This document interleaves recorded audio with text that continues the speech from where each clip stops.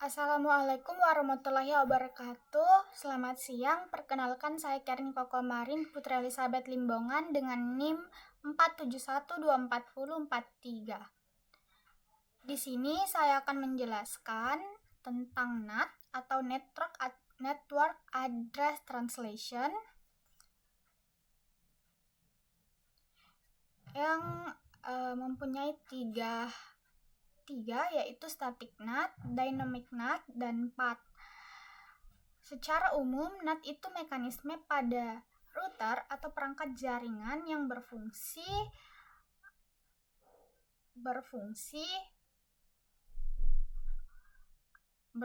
untuk menerjemahkan atau memungkinkan jaringan dengan IP private berkomunikasi dengan jaringan publik yang menggunakan IP publik. Yang pertama di sini ada topologi static NAT.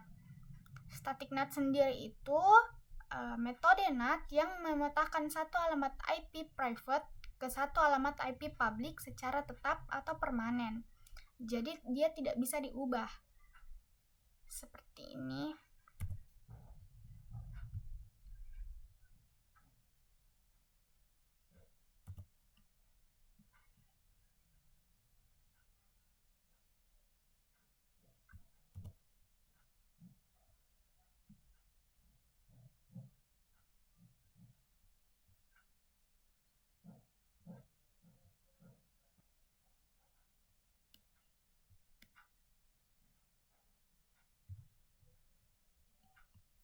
Ketika di-ping ke jaringan publik,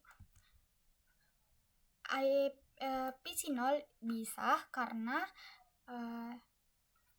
IP PC0 telah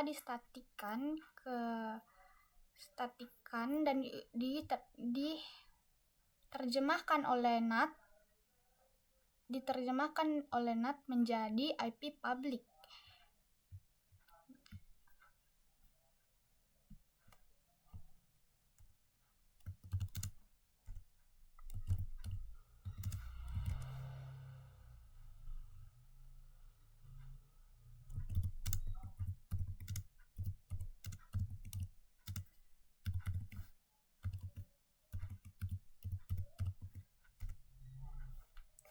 Di sini dapat dilihat bahwa IP lokal dari PC0 itu 20.2 yang diterjemahkan menjadi IP publik yaitu 255.255.50.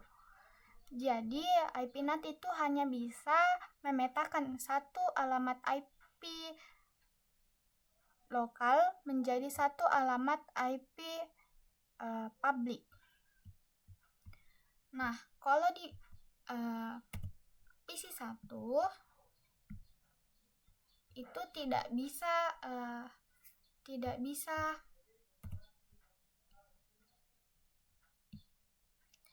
bisa ping ke jaringan karena tidak distatikkan di NAT-nya di sini.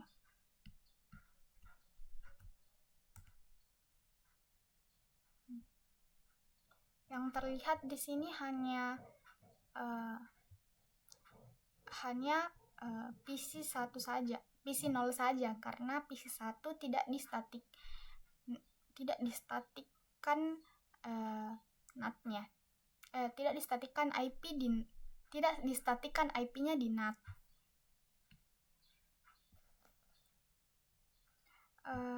Kegunaannya NAT sendiri itu ketika sebuah host harus memiliki IP publik tetap atau permanen dan akses dari luar harus stabil dan konsisten. Contoh penggunaannya itu biasanya di web server, mail server, atau server kampus atau kantor.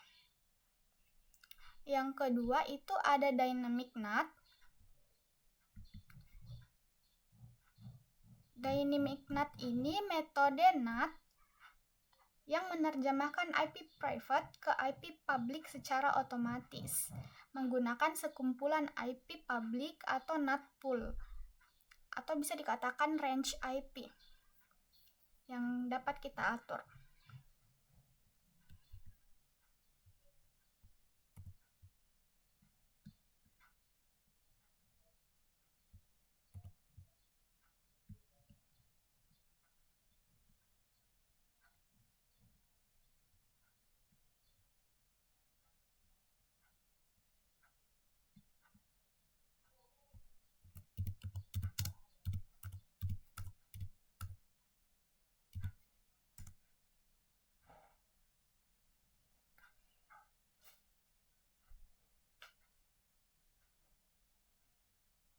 Nah, di sini PC2 bisa ping ke 8. Juga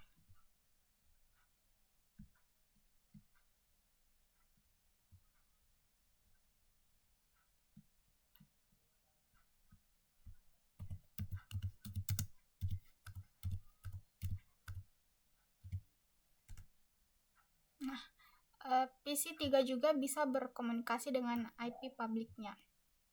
Jika kita melihat translation NAT-nya,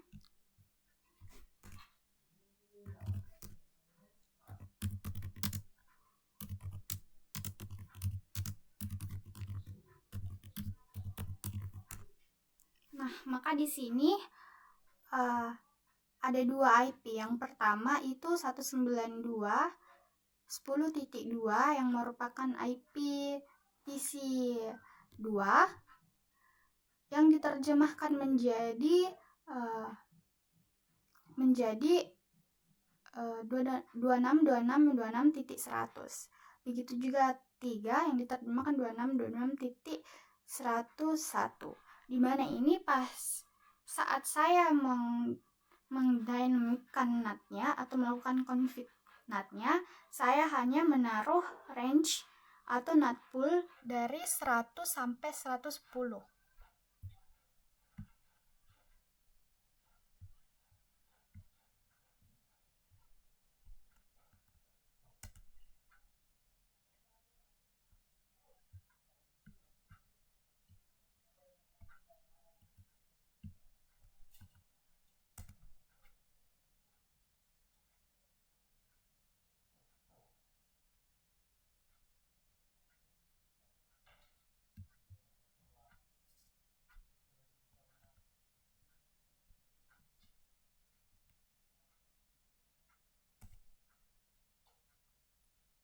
Nah, bisa dilihat di sini bahwa ada perubahan pada IP public. Karena di sini di dynamic itu IP public yang diberikan pada masing-masing IP private itu bisa berubah. Tidak sama seperti static yang harus sama terus dan permanen, tidak berubah-berubah. Nah, maka dari itu dynamic NAT itu digunakan ketika jumlah pengguna tidak terlalu banyak dan IP public masih tersedia dalam jumlah terbatas dan tidak perlu IP public yang tetap. Kalau perlu IP public yang tetap itu maka menggunakan static NAT. Contoh penggunaannya itu kantor kecil, laboratorium komputer, atau jaringan sementara.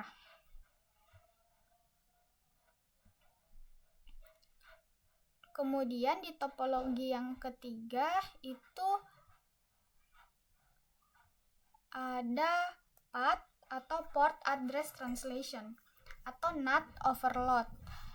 Di sini fungsi dari path itu adalah metode NAT yang menerjemahkan banyak IP private menjadi satu IP public saja dengan membedakan koneksi menggunakan nomor port. Jadi ketika ini diping semua ke sini,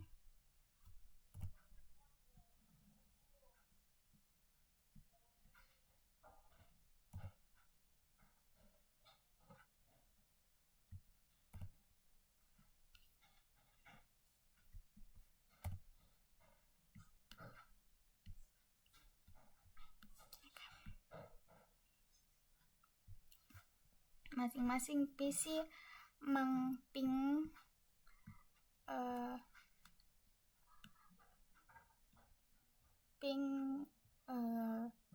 internet di server, maka tentu bisa karena sudah semua PC sudah dikonfig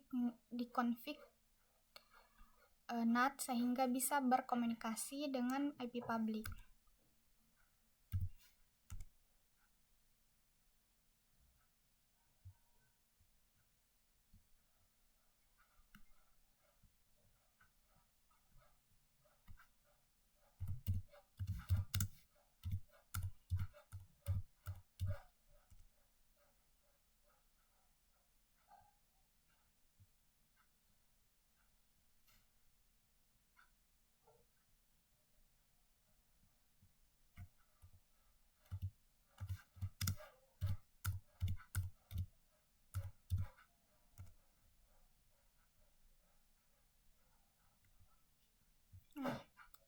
Kemudian kita akan memperlihatkan IP NAT translation-nya di router.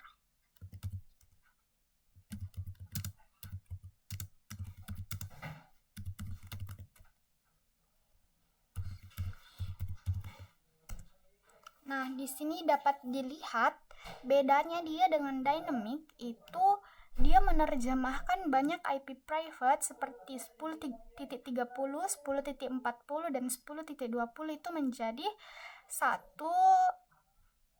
satu IP public saja, yang dimana ini IP public dari port keluarnya atau port out dari NAT-nya yang digunakan atau port ini.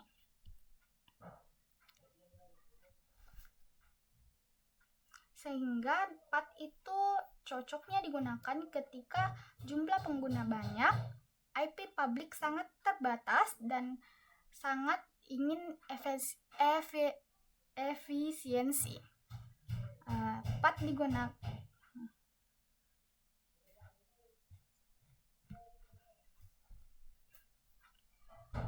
Demikian penjelasan tentang NAT atau Network Address Translation.